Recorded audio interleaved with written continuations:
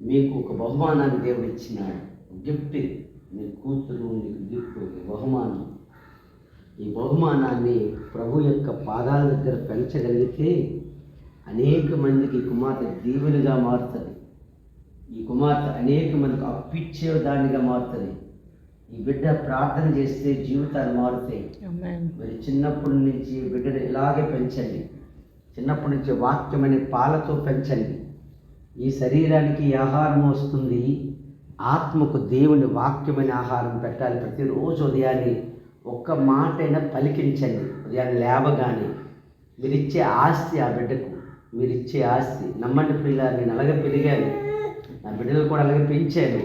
ఇద్దరు పిల్లలు ఈరోజు ప్రయోజకులే, ఇద్దరు డాక్టర్లుగా మారుతూ ఉన్నారు. చిన్ననాటి నుండి ఆ విత్తనం చాలా ఉపయోగం. ప్రార్థించుకుందాం.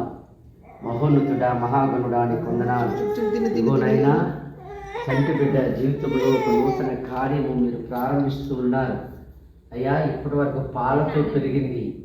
ఈ రోజు నుంచి నైనా ఈ లోకంలో పుట్టినటువంటి ఆహారం ద్వారా పెరగబోతూ ఉండగా ఈ దినము మొదలుకొని తన అన్ని విషయాల్లో వర్ధిల్లాలి. శారీరకంగా అన్ని ఎముకలు బలపరచబడాలి, అన్ని అవయవాలు స్థిరపరచబడాలి. నీ సన్నిధి వారితో ఉంచండి. చంటి బిడ్డ చుట్టూ నీ రక్తపు కంచె, దేవదూతల కంచె వేయండి. ప్రతి అడుగును ఆశీర్వదించండి. ఇది మీరు ఇచ్చిన ఆహారం మానవ జాతికి అయ్యా. చంటి బిడ్డ అది నేను స్వీకరిస్తూ ఉండగా ఈ దినము మొదలుకొని తన భవిష్యత్ అంతా బలమైన కుమార్తెగా ఉంచండి అయ్యా. యవనంలో పుట్టిన పిల్లలు బలవంతుని చేతిలో బాణము లాంటి వారు అన్నారు.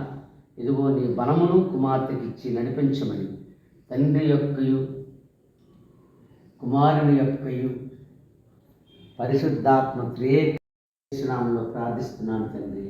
ఆమేన్, ఆమేన్. మహిమ కలుగును గాక.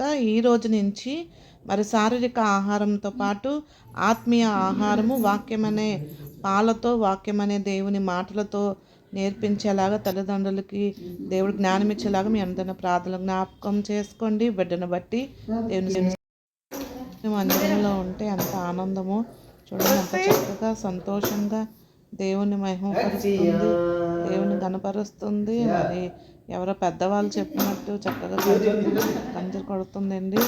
మరి దేవుని మందిరం అద్భుతము. చంటిబిడ్డ చిన్ననాటి నుంచి దేవుని వాక్యంతో, దేవుని కాళ్ళతో, దేవుని సన్నిధిలో వాళ్ళు నడవలసిన త్రోవను నేర్పించడి. వాడు పెద్దవాడని తొలగిపడినట్టు ఆ త్రోవలో నడిపించేలాగా తల్లిదండ్రులకు దేవుడు జ్ఞానం ఇచ్చేలాగా, దేవుడు కృప చూపించేలాగా మీరు ప్రార్థన చేయండి. అలాగే మరి సరదాగా వాళ్ళ మమ్మీ చేయమని ఇలా చేసామండి. చేయగానే చూడండి, ఫస్ట్ ఆఫ్ ఆల్ అలా చూస్తూ ఉండండి. ఏదైతే పట్టుకుంటుందని మనం ఆలోచన చేస్తామో అలాగా వెయిట్ చేస్తున్నాము ఏది పట్టుకుంటుందో అని. మామూలుగా అయితే ఇది అయితే చేయకూడదు, ఆచారము కాదు, కానీ ఏదో సరదాగా అనేసి చిన్నపిల్ల కార్యక్రమం అనేది పెద్ద అయ్యాక చెప్పుకోవచ్చని ఆలోచనతో వాళ్ళ మమ్మీ చేయమందండి. అందుకని చూడండి ఏది పట్టుకుంటుందో చూద్దాం. ఫస్ట్ ఆఫ్ ఆల్ చూడండి, బైబిల్ పట్టుకుంది. అన్నీ దేవునికి అనుకూలంగా, దేవునికి ఇష్టరాలుగా అక్షయ అయితే చేస్తుంది. అందుని బట్టి దేవుని మరి అలా మరలా ఒక రెండోసారి అయితే ప్రయత్నం చేసామండి. మళ్ళీ బైబిలే పట్టుకుంటుందేమో అనుకున్నాము, కానీ అలాగే వెళ్తుంది బైబిల్ దగ్గరికి. చూడండి,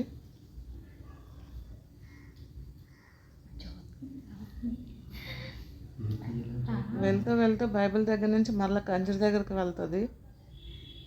అయితే గాయకురాలు అవుతుంది అనుకున్నాము. చూడండి పిల్లలకి ఎంత జ్ఞానము, దేవుడిచ్చే జ్ఞానము. మరి ఈ లోక ఆహారం కోసం అయితే మరలా వెళ్ళింది. దేవుని స్తోత్రం.